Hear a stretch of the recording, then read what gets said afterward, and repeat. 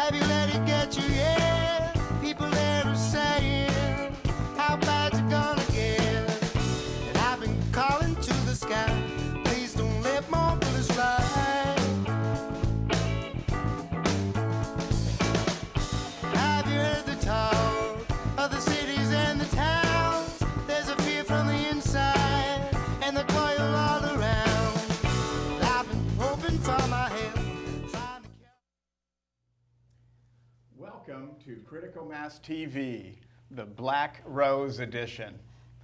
It is Sunday, July 20th, 2014, and we are ensconced in the wonderful VCAM studios in Burlington, Vermont. A quick reminder that the opinions expressed, even though well thought out and expressly not self-serving, are the opinions of the speakers and not necessarily those of Vermont Community Access Media. I do, however, realize how unique an opportunity it is to be able to speak freely and honestly with you. A chink in the armor of thought control. Some mixed mental arts for intellectual self-defense. If I had to list my I ams, or the things that I believe define me, anarchist would be high on the list. To me, anarchism is the worldwide movement for social justice through freedom.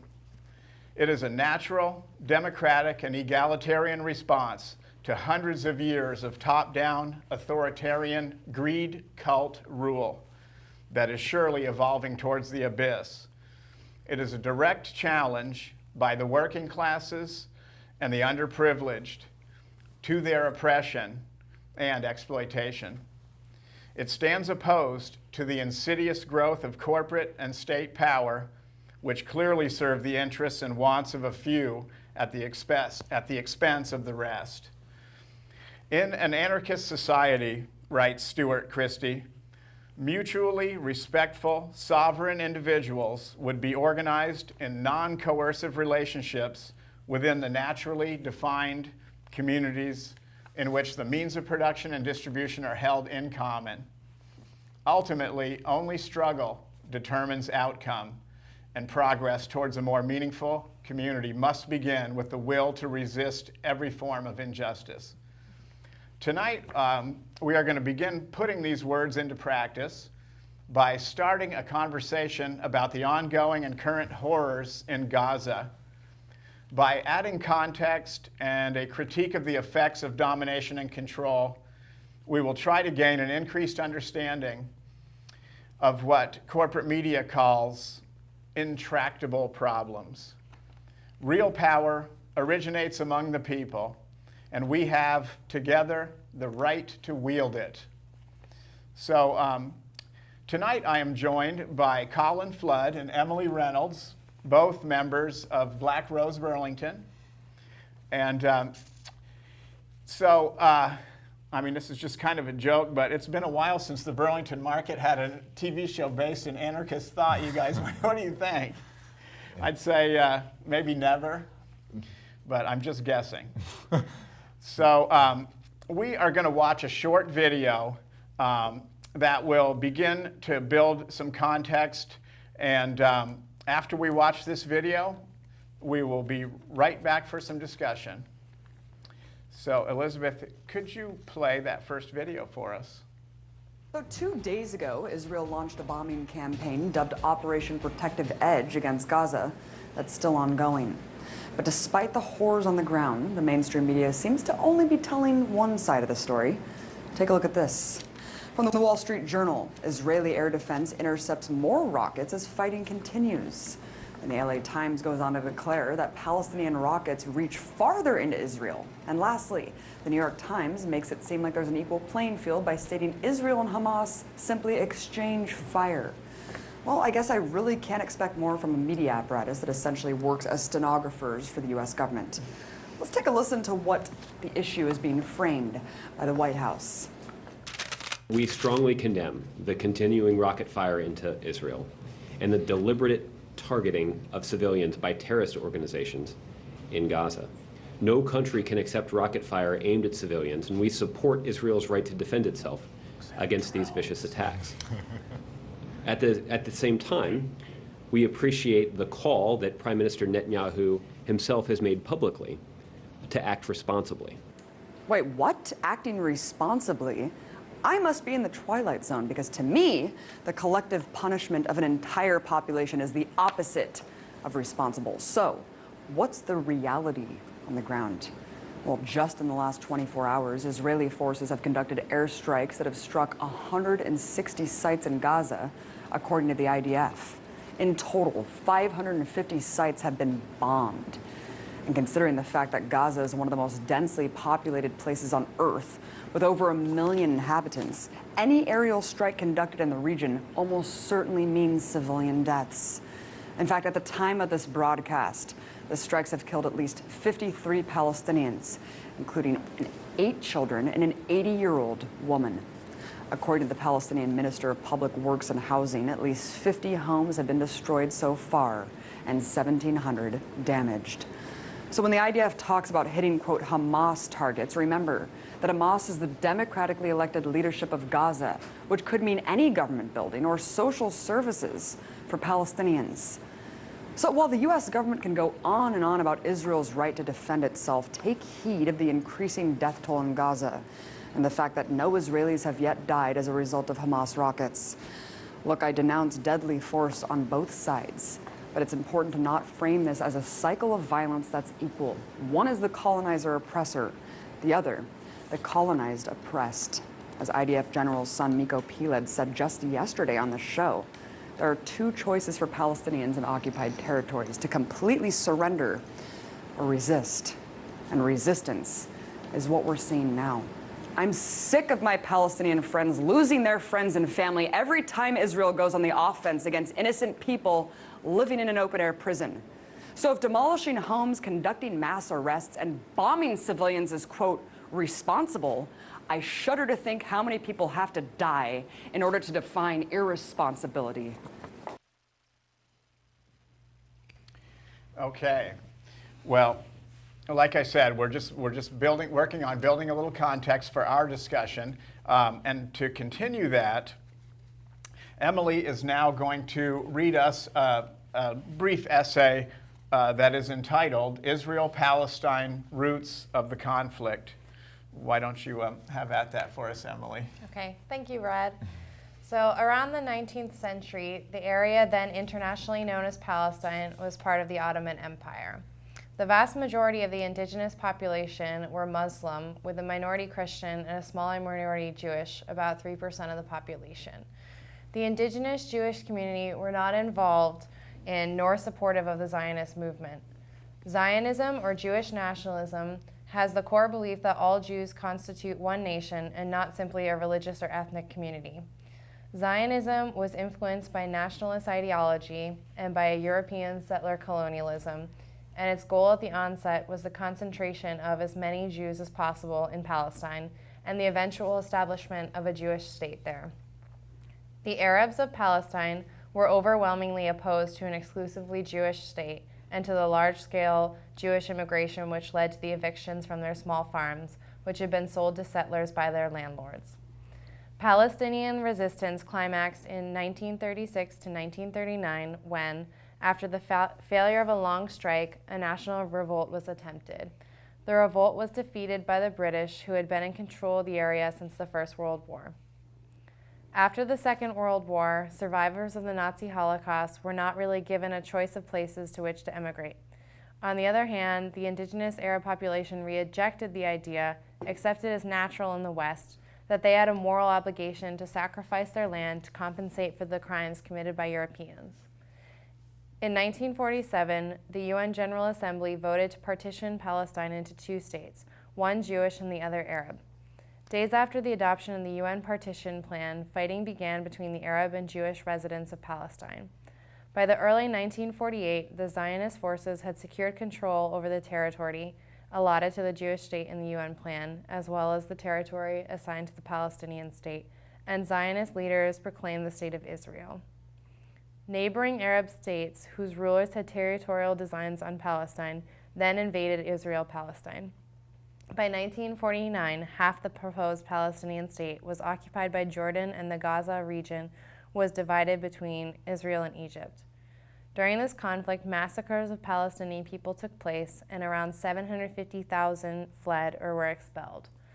Of this refugee population, approximately one-third fled to the West Bank, another third to the Gaza Strip, and the remainder to Jordan, Syria, Lebanon, or further afield. In Israel 1967, Israel attacked Egypt, Syria, and Jordan in a war which lasted 6 days and resulted in the Israeli occupation of the West Bank, the Gaza Strip, the Sinai Peninsula, and the Golan Heights. Since 1967, a harsh military occupation of the West Bank and Gaza has been maintained, with a systemic humiliation and degradation of the Palestinian population an instrument of policy. Israeli policies and practices in the West Bank and Gaza have included extensive use of collective punishments such as curfew, mass land expropriations, house demolitions, assassinations, forced movements of populations, and closure of roads, schools, universities, and community institutions. Hundreds of Palestinian political activists have been deported to Jordan or Lebanon. Tens of thousands of acres of Palestinian land has been confiscated, and thousands of fruit trees have been uprooted. Since 1967, over 300,000 Palestinians have been imprisoned without trial, and over 500,000 have been tried in the Israeli military court system. Torture of Palestinian prisoners is common practice, and dozens of people have died in detention.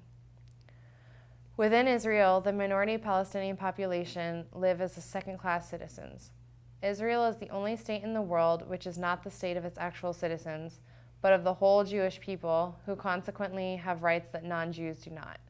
For example, 93% of the land of the state is characterized as Jewish land, meaning that no Jew is allowed to lease, sell, or buy it. Land expropriation to make way for new Israeli settlements in the occupied territories has been ongoing since 1968 as more and more Arab land is ethnically cleansed. It is now estimated that there are almost 3.2 million Palestinian refugees living in the West Bank, the Gaza Strip, Jordan, Syria, and Lebanon. Of these, around 1 million live in refugee camps.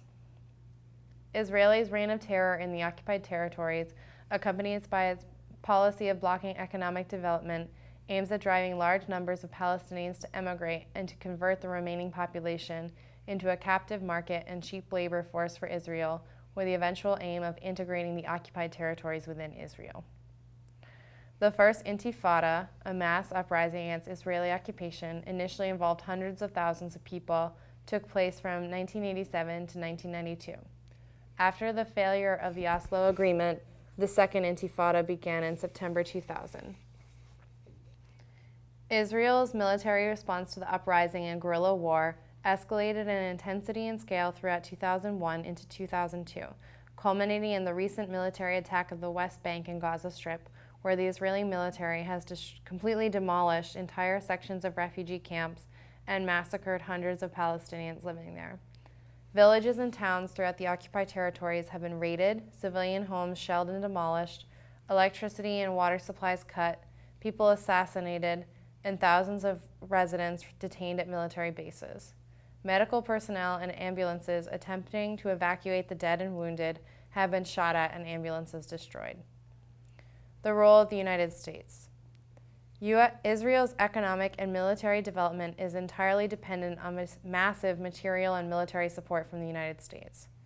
In 1982, for example, a conservative estimate of the aid from the U.S. amounted to $1,000 per year for each citizen of Israel, and since 1978, Israel has received something between a third to half of total U.S. military and economic aid in the world. What the United States wants from Israel is that it becomes a technologically advanced, highly militarized society without any independent or viable economy of its own, so that it's totally dependent on the United States and therefore dependable, says Noam Chomsky. The major interest for the U.S. lies in the energy reserves of the region. For the U.S., Israel is a strategic asset which serves as a barrier against indigenous threats to U.S. control of the Middle East for oil.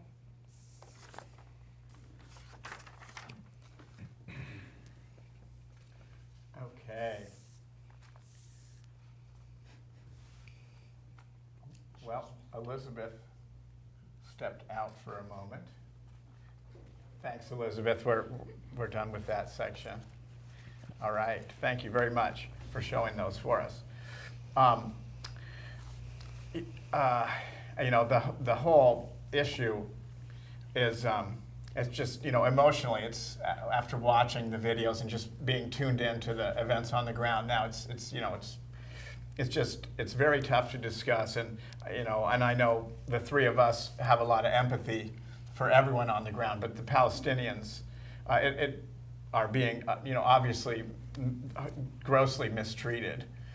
What strikes me is almost Orwellian. My first thought is the fascists in the middle of the 20th century in Europe obviously treated people very brutally. Mm-hmm. It just seems, I know it's said before and in other contexts, but the 800-pound gorilla in the room is some of the victims and direct victims of that 20th century fascism. The state of Israel sort of came out of that period and formation. And for the Palestinians or the indigenous population to then be treated in a similar fashion, it just seems crazy. Yeah. It's like, why didn't Germany have to give up its land after World War II? Why did Arabs in Palestine who had nothing to do with it have to give up their land? Yeah. It's like and now it's a projection of trauma onto the Palestinians. Yeah, there hadn't been any oil discovered in that section of the desert by Rommel and the Nazis. At that point, there were no oil reserves, and there still aren't. One thing it's important to remember is with the fall of Iran as a U.S. client state in 1979, they were basically the U.S.'s pit bull in the region to help secure, to use their language, secure stability in the region, which means the ability to get the oil out away from Saudi Arabia, et cetera, inexpensively. With the loss of Iran as a U.S. client state, you can see the military funding of Israel. I don't remember. I think it was increased fivefold or maybe more, almost overnight. Yep. To keep a pit bull basically on a short leash in the region. And of course, then they developed nuclear weapons with our assistance and have hundreds of, intermediate and short-range nuclear weapons and never signed the Nuclear Non-Proliferation Treaty. It's the treatment of that country is very unique in the world.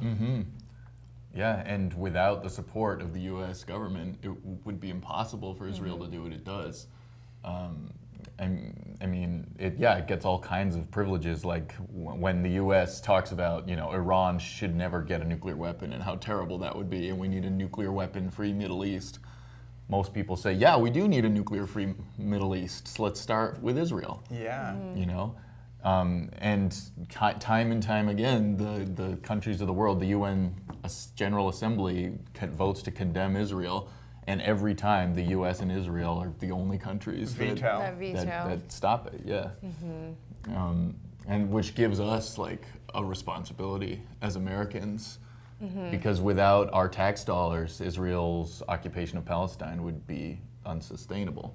Yeah, I think, in a lot of ways, unless they really reorganize their economy, they pretty much the entire system they have would be unsustainable. I think, it's 80 to 90% of the entire economy is weapons manufacture and export, and then consulting about weapons systems, surveillance. I think in Central America in the 80s, the Israelis were the primary U.S. contractor, experimenting and literally chipping insurgents that they caught and tracking them from satellite. Wow. And so we sub a lot of that kind of research out, early NSA type operations. And there's something else about Israeli collaboration with U.S. law enforcement, right?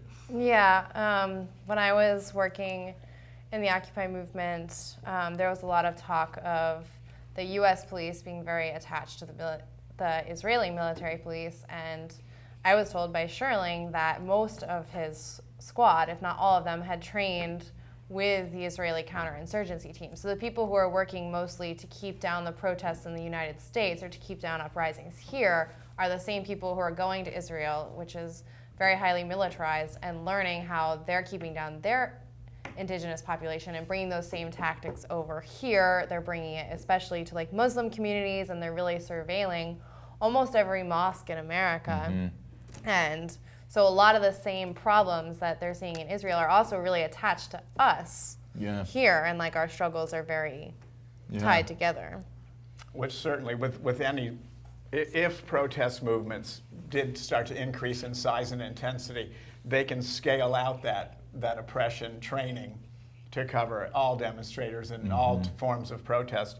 And the Israelis, obviously, the IDF, or Israeli Defense Forces, have a lot of experience in repression, and they're perfectly willing to make money by contracting that knowledge to other countries and basically teaching repression tactics. Yeah.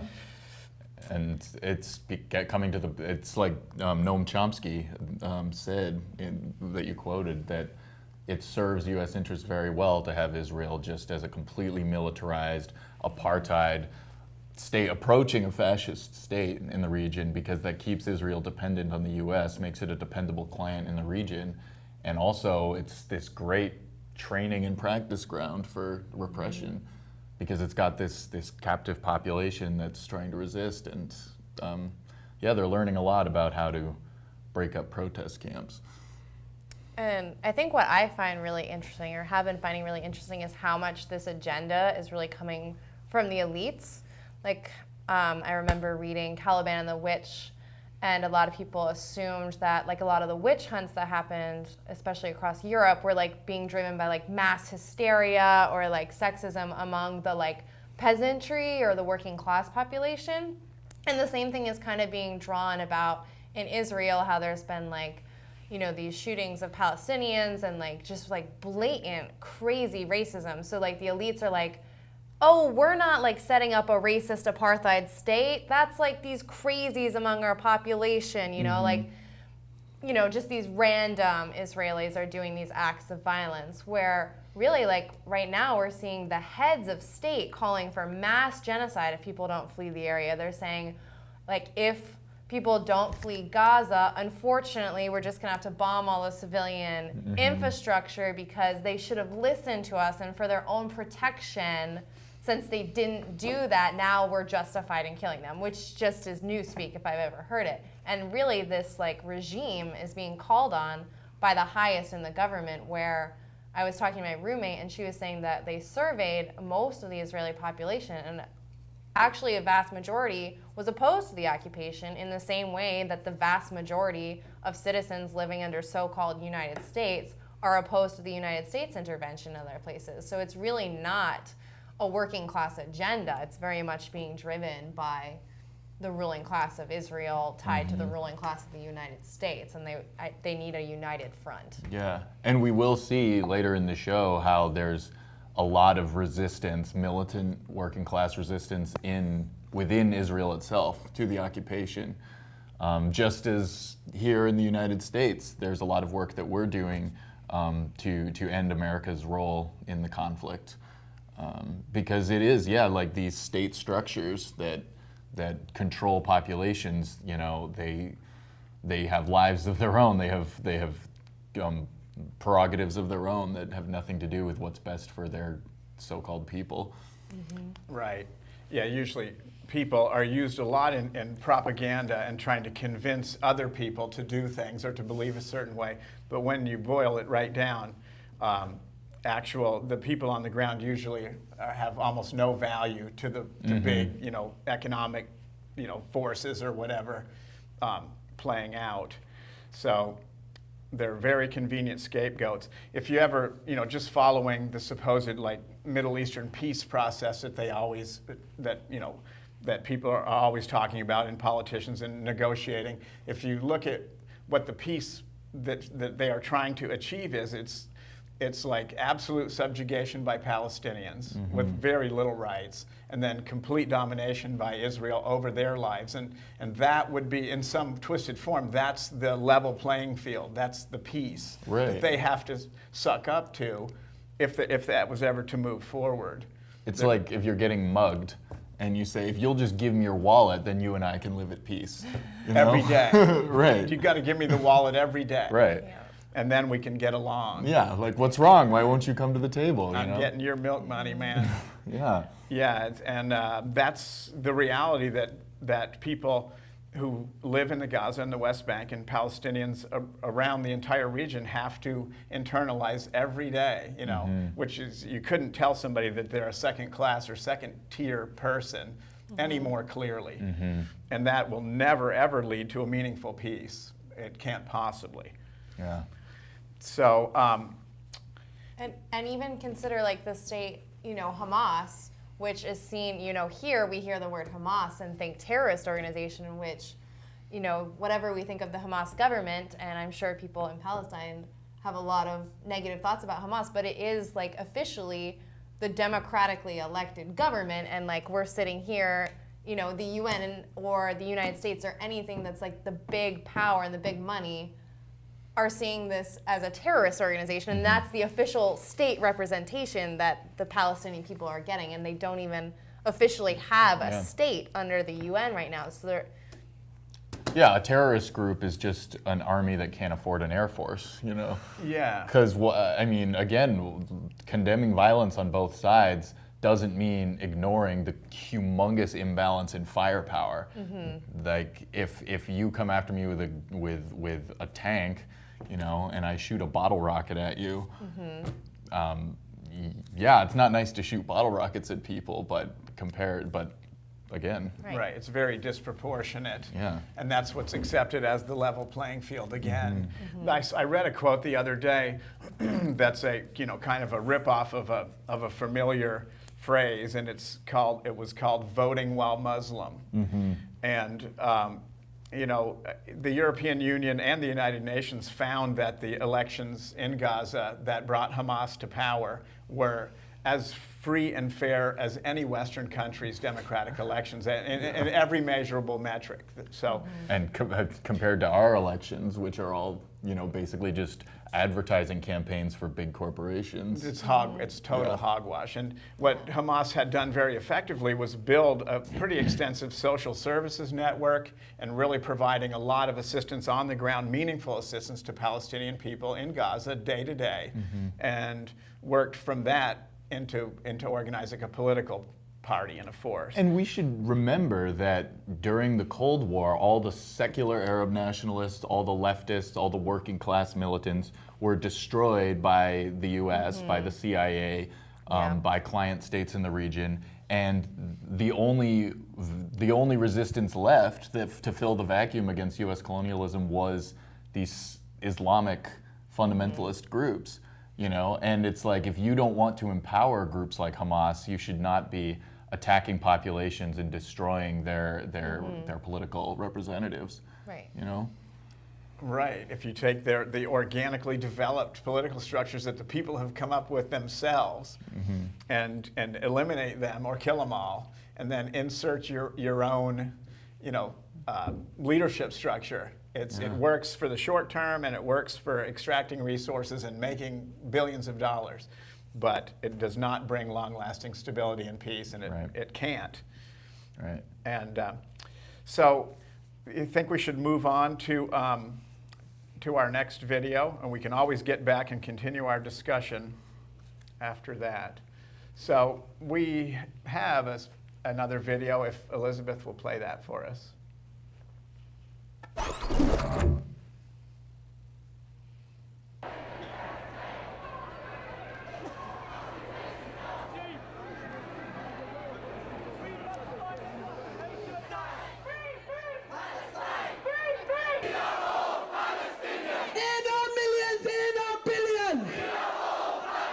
Iraq has weapons of mass destruction.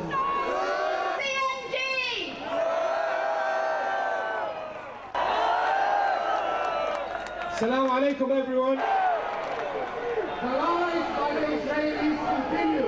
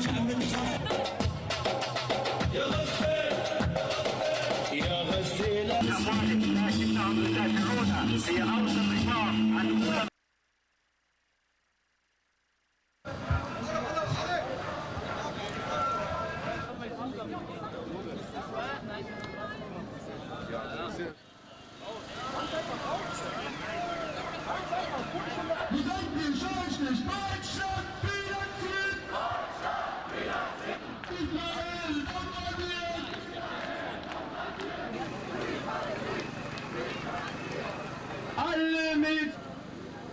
Liebe Berlinerinnen und Berliner! Liebe Netanyahu, der einen Bombenteppich über Gaza ziehen lässt!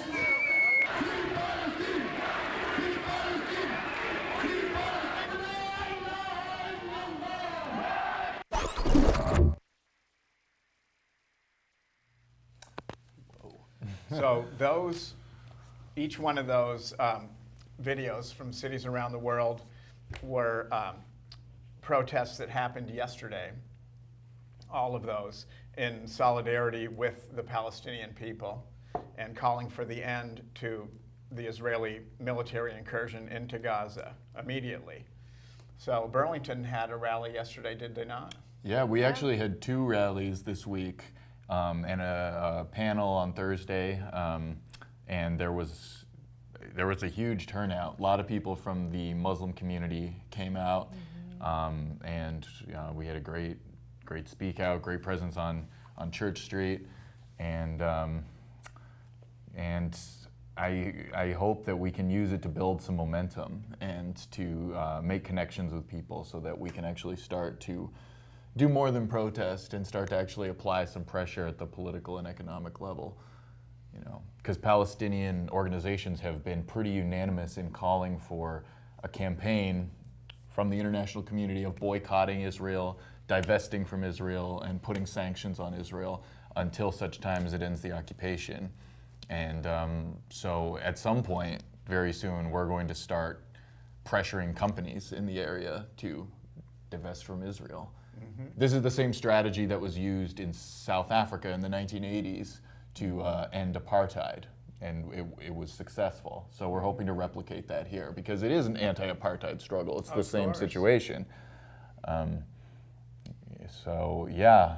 And companies that leave themselves open because they're dealing with an apartheid regime. If you open yourself up, then you certainly expose yourself to divestment campaigns and outright boycotts and boycotts of companies that are not doing business with these folks. And it was successful in South Africa. It's also divestment and boycott is being used also in the climate justice campaign with fossil fuel industries. It's a tactic that has been shown to work. In the U.S., our basic, our 2 established corporatist political parties are not going to kowtow very quickly to public pressure about Israel. Their lobby is incredibly powerful. And their role over there, as we were talking about earlier, is very, very important as far as maintaining our access to cheap oil out of the ground over there. In fact, at yesterday's rally, a gentleman stood up and mentioned that day, the U.S. Senate had unanimously voted to endorse Israel's right to self-defense. I mean, right now what's going on, Operation Protective Shield, Newspeak again, is just a flat-out bombing, invasion, massacre of a largely helpless imprisoned population. They have nowhere to go. They have no way to defend themselves, aside from whatever scraps they can pull together. And so it's a massacre and it's genocide, and the U.S. Senate has unanimously endorsed this. That includes Patrick Leahy and Bernie Sanders. That's a powerful lobby. I mean, that's a powerful lobby because you really have to be smoking the dummy dust to not see some of these really, really obvious, the disproportionate punishment of one people or for every and killing people is definitely wrong. It will never be right. It will never be good. But for each Israeli death, I mean, it can be 1,000 Palestinians historically in these conflicts. And that is seen as somehow some sort of parody. Well, and lest we forget, what's going on here is not a war, is not a conflict. Right. The Israeli government has taken Palestinian land. This is an occupation, it's an invasion, And Right. under international law, an occupied and invaded people have a legitimate legal right to self-defense. Yes, they do. Just like any other people on Earth. If the United States were being invaded and occupied, I would hope that we would fight back in whatever way we could. It's the same situation. And it's a nonstop, day-to-day, it's a torture, a social torture too, with the removal of the fruit orchards, the expropriation of land, that literally the ripping out of 400- or 500-year-old olive trees by the thousands, the walls that are going up to completely divide populations and stop movement, you know, to literally stopping people from going to accessing their own land. You know, it's a never-ending day-to-day torture. In the highway system, do you realize if you are a Palestinian who is lucky enough to have a vehicle, you have to run with your high beams on at all times to warn people that you're an Arab. Jesus. And I am not kidding you. That's law. There is no exit ramps for Palestinian communities. When you're driving along, the only exit and entrance ramps go into settlements or into, you know, Israeli residential zones, shopping zones, towns. Everything bypasses Palestinian towns. I mean, that's just systemic. You know, I mean, you almost can't get faced that badly by the infrastructure around you. You know, absolutely banned from the entire Jordan, effectively banned from the Jordan River Valley. I mean, it just goes on and on and on. And anybody, any definition of terrorist, if usually the people who are acting in the way that gets them labeled as a terrorist see themselves as freedom fighters, and we even have that in our own colonial history as the formation of the United States. I'm certain, you know, a lot of them, the colonial people that were resisting King George III were seen as terrorists, and you know, if they used that language, they would have called them terrorists. And you bring up a good point, because we as Americans not only have a responsibility as the people funding the Israeli occupation through our tax dollars and our shopping, but we have a history, an ongoing history of settler colonialism and apartheid in this country. Formal apartheid was ended, and the apartheid that you're talking about with banning Palestinians from certain areas, forbidding them to buy land, forcing them to undergo checks at every 5 minutes, that's all very reminiscent of apartheid in the United States. And it should be noted that we have our own West Banks and our own Gaza strips on the reservations in this country. And or in prisons. And in the ways we incarcerate, 2 to 3 million African Americans for the same crimes that, white folks will do. Like most people in prison have been in prison for using drugs, which is basically a way to criminalize poor people. And, like, especially since a lot of people were pushed out of the formal economy in the United States and into these informal economies in a way that the United States can justify imprisoning entire populations. And, when I was down in D.C., some of the men who I was hanging out with were saying like 75% of the people in Washington, D.C. who are African American will go to jail at some point in their life. Like 75% of the men from these communities will go to prison. Like, how much has changed in the United States about apartheid, and we're certainly supporting Israel, and like the vast majority of the funding is coming from us. And I find it insane, like this article was saying, we give $1,000 per every citizen of Israel when we're shutting off water to Detroit, all of Detroit. And certainly the U.S. does not easily give up that much money to its own citizens.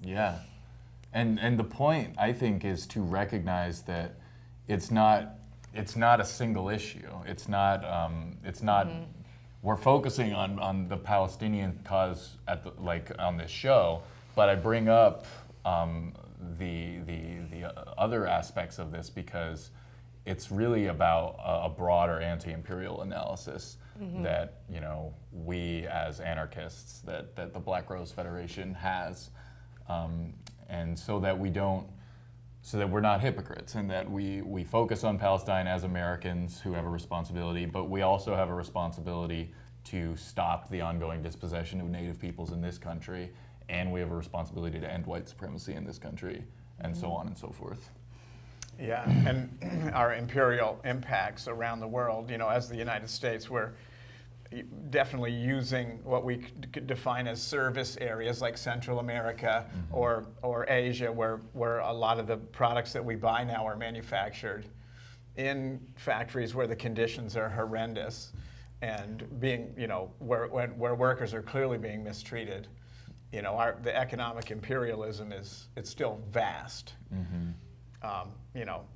Not being held as out and out colonies, but effectively, in the economic order, they are still colonies. So let me read this essay, and then we will move on to another video. So this is entitled "Israeli Anarchists on the Occupation." This declaration, written in May 2001, is an unofficial text of small libertarian communist group in Israel, and that is in quotes. We reproduce it here to show that there is an anarchist resistance to the occupation within Israel. This is part of the broader peace movement that unites some Israeli Jews and Arabs, and which has attempted to break the army blockade of Ramallah on a couple of occasions. This text also provides a valuable local perspective. The truth is now there for all to see. There is no peace agreement between Zionist Israel and the Palestinian Arab people, and there will never be. Zionist Israel is a state which adheres to discrimination between its Jewish citizens and the rest of its citizens. Every agreement achieved in the short run between Israel and the Palestinians will express the present power balance between an occupying force and the occupied, between the oppressor and the oppressed, between the strong and the weak, between the masters and the enslaved.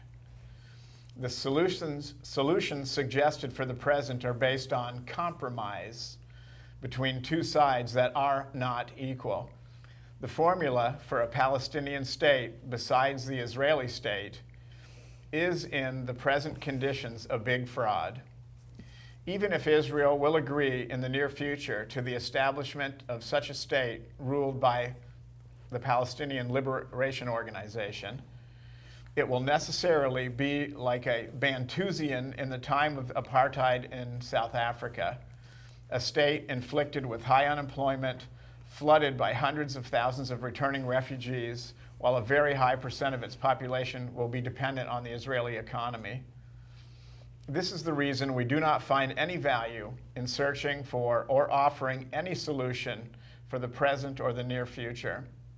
However, there is a strong reason to put forward principled demands worth fighting and struggling for. Number one, immediate and unconditional withdrawal of the Israeli army from all the territories occupied in the 1967 war. Number two, recognition of the right of the Palestinian people for self-determination. Three, cancellation of all the discriminatory rules that Israel has and replace them with fully equal rights for all those who live in Israel. And four, recognition of the right of the Palestinians, refugees, to return to their homeland. Only a social revolution of all the region as part of change in the social order of all the world, which will abolish the capitalist exploitation and the hierarchical structure of the states and other oppressing and discriminating mechanisms, will put an end to the conflict ignited in the region by the superpower states and the Zionist project that they nourished. So there definitely is an anarchist perspective incubating in Israel. Yeah, I thought that was really, this is one situation where I can say that anarchists, or libertarian communists, as they call themselves there, have the best solution, the most practical solution to the problem. Because they're right, a two-state solution will leave Palestinians in a tiny, impoverished, overwhelmed nation dependent on Israel for economic aid. A one-state solution will lead to incredible social upheaval and fighting as two disparate populations have to be integrated. The only solution is a no-state solution, which interestingly was a trend in Zionism in the early years. The kibbutzim, the communities set up by a lot of Zionist settlers, were actually socialist and egalitarian, and they saw no need for a state in Israel. And when we have abolished the state of Israel and the state of Palestine and all other states, then people will be able to live in peace in the Middle East. Right. It was kibbutz to kibbutz, representative democracy amongst there would be small syndicates basically working together for meaningful democracy for all of their members. So those traditions can be rekindled. You know, that flame can be rekindled. We do also have the Anarchists Against the Wall video that I would like to show, and this is Israeli anarchists and Palestinian Arabs in regular weekly protest marches against the wall construction, barrier walls in Israel. If Elizabeth could show us that video.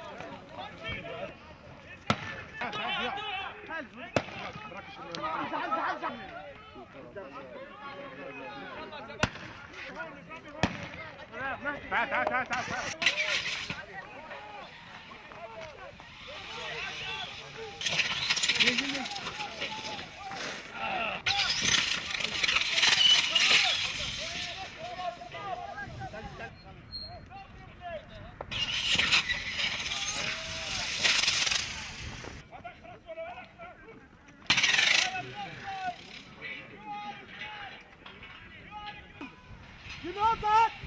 Are you blind?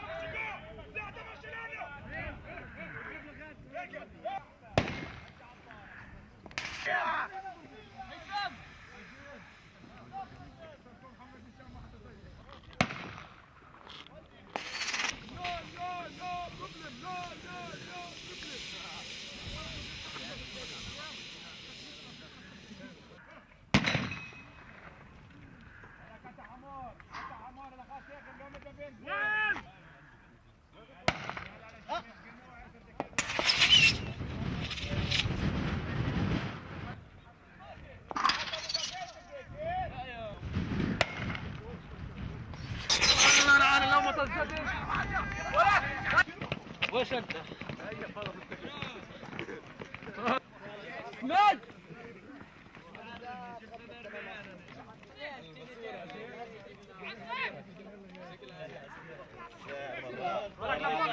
فينك؟ عملنا غاز بزيادة اليوم.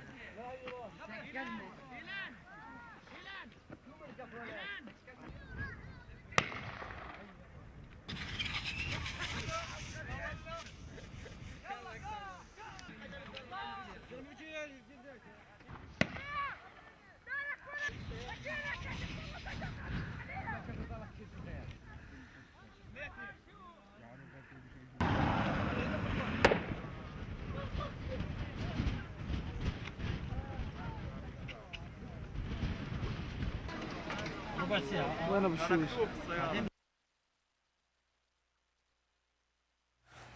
So those, it is primarily Palestinian citizens, obviously, but it is a collaborative effort by Israeli anarchists and Palestinian anarchists protesting the partition walls or security walls and razor wire that have been under construction for years now across Israel, basically to stop the movement of Palestinian people or restrict their movement.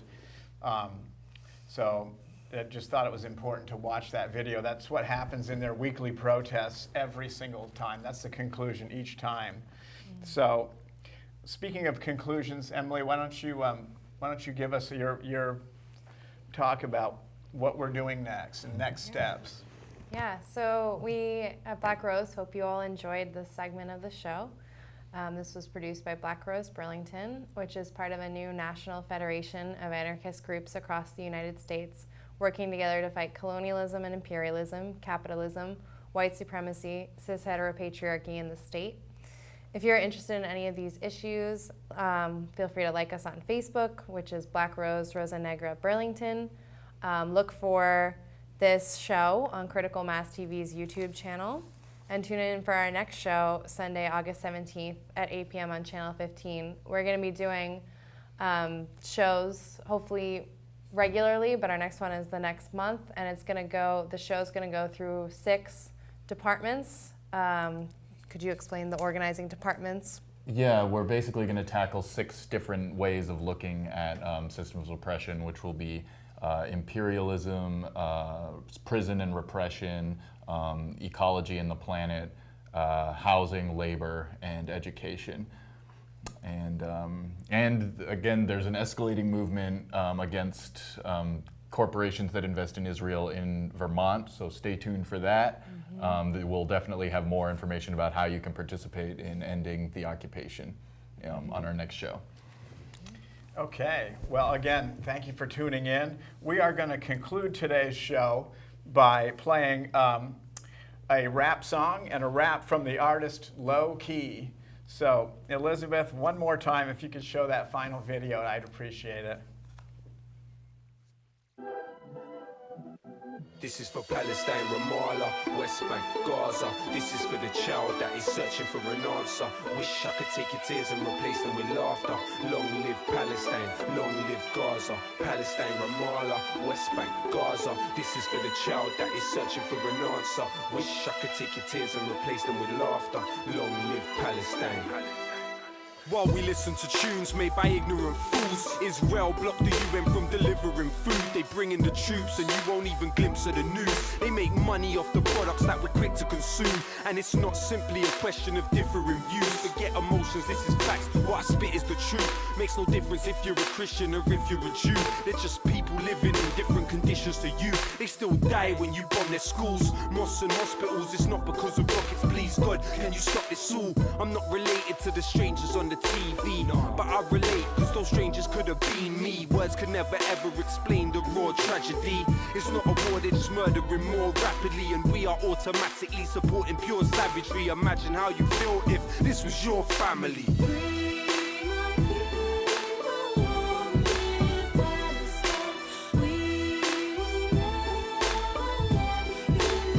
Sing it with me now. Free, free Palestine. Free, free Palestine. Free, free Palestine. Free, free Palestine. Free, free Palestine. Free, free Palestine. Free, free Palestine. Free, free Palestine. This is not just a war over stolen land. Why do you think little boys are throwing stones at tanks? and we'll never really know how many people are dead. They drop bombs on little girls while they sleep in their bed. It's your choice what you do with this message. Don't get confused, I view this from a human perspective. How many more resolutions have to be violated? How many more children have to be annihilated?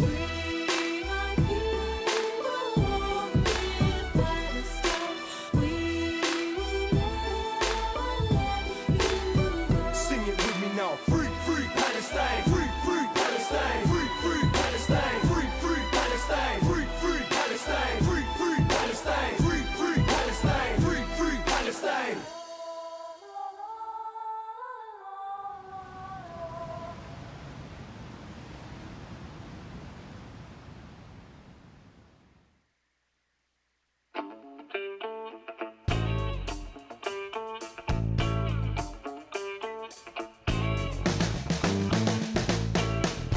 Have you read the news? Have you let it get you? Yeah, people there are saying how bad you're gonna get.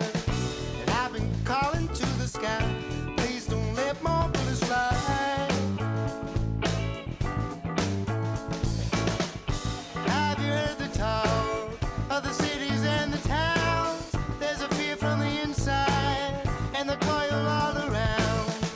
I've been hoping for my head